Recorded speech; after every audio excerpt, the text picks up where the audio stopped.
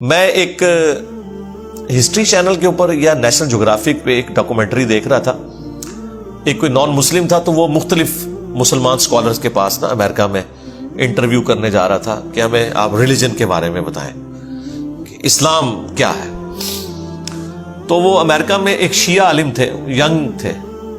اس سے جب اس نے سوال کیا نا کہ اسلام کیا ہے تو اس نے کہا اسلام خدا کے گرد سینٹرڈ ہے, بس کہ ہر وقت خدا آپ کے سامنے ہونا چاہیے.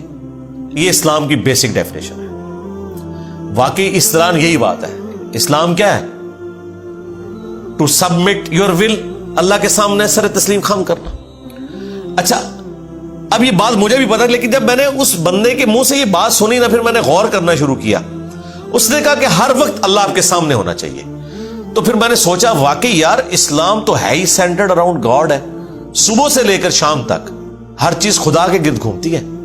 صبح اٹھ کے آپ پہلا جملہ کیا بولتے ہیں؟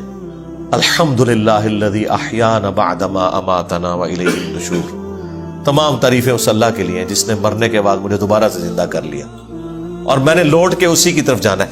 آخرت کا ذکر بھی ساتھ ہی ہے.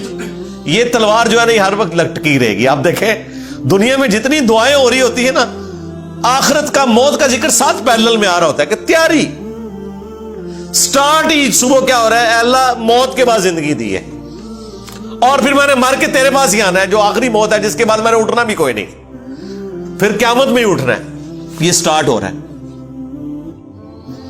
نماز پڑھیں گے, وہ تو ذکر کی اعلیٰ ترین چیز. واقعی میں صلاۃ لذکری, میری یاد کے لیے نماز کو قائم رکھنا. اور نماز کے بعد بھی اذکار, نماز کے اندر بھی اذکار. مسجد میں جانے کی دعا, وہ بھی گاڈ اورینٹڈ. مسجد سے نکلنے کی دعا, ٹوائلٹ گئے ہیں تو اس میں جانے کی دعا, اس سے نکلنے کی دعا. پھر گھر سے نکلے ہیں پھر اللہ کو یاد کر کے نکلے. جہاں جا رہے ہیں اپنا کوئی کام سٹارٹ کر رہے ہیں تو اللہ کے نام سے سٹارٹ کر رہے ہیں. اور ساتھ یہ ٹینشن لگی ہوئی ہے کہ فجر تو پڑھ لی ہے, اب زور کا وقت اتنے بجے ہے. اپنے آپ شیڈیول کو سیٹ کرتے ہیں تاکہ میں جماعت سے نماز پڑھ سکوں. تو بس جو یہ شیڈیول طے کر رہا ہے نا, وہ بھائی فجر سے لے کے زور تک نماز کی حالت میں ہے, کیونکہ وہ نماز کے انتظار میں بیٹھا ہے. نماز کے انتظار میں بیٹھنے کے لیے مسجد میں بیٹھنا ضروری نہیں ہے. کوئی اپنے آفس میں بھی بیٹھا ہے نا اس انتظار میں کہ میں نے نماز کے لیے جانا ہے, وہ نماز کے انتظار میں بیٹھا ہوا ہے. پھر نماز کا وقت آ جانا ہے. پھر بازار میں جانے کی دعا, سواری پہ بیٹھے ہیں تو اس پہ دعا. وہ ساری دعائیں ذرا آپ پڑھیں, کوئی بزرگ بابا آپ کو ان دعاؤں میں نظر نہیں آئے گا. خدا سے شروع ہو کے خدا پہ ختم ہو. یہ کائنات سینٹرڈ اراؤنڈ گاڈ ہے. ہماری زندگی کا مقصد خدا کی پہچان ہے. انبیاء کے دنیا میں آنے کا مقصد خدا کی پہچان ہے. ہر چیز خدا کے گرد گھومتی ہے.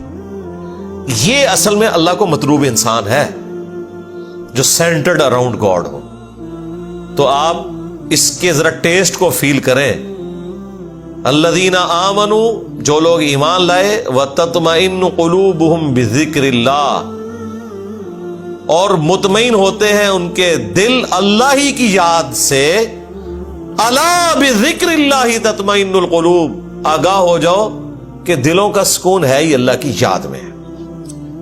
یہ اللہ تعالیٰ نے سکون رکھے ہی اس کے اندر ہے.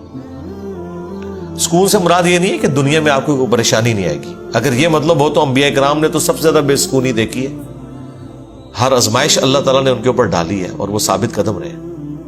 مراد یہ کہ اگر کوئی آزمائش آئے گی تو وہ برداشت کرنا آسان ہو جائے گی. پھر دنیا حسنہ کیا ہے کہ دنیا میں اگر تکلیف بھی آئے تو صبر آ جائے گا کہ اللہ کی مرضی, انا للہ و انا الیہ راجعون. دیکھیں تکلیف میں بھی آپ کو یہ دعا سکھا دی گئی ہے. ادھر بھی موت ہے, اے اللہ ہم تیری طرف سے آئے تھے, ہم نے بھی تیرے پاس ہی آ جانا ہے واپس. تو یہ تکلیف جو آئی ہے نا, یہ بھی تو ایک نہ ایک دن ختم ہو جانی ہے. بڑی سے بڑی تکلیف بھی اس دن تو ختم ہو جانی ہے جس دن انسان کو موت آنی ہے. بیمار تھا تو جب بندہ ہی ختم ہو گیا تو بیماری بھی ختم ہو گئی.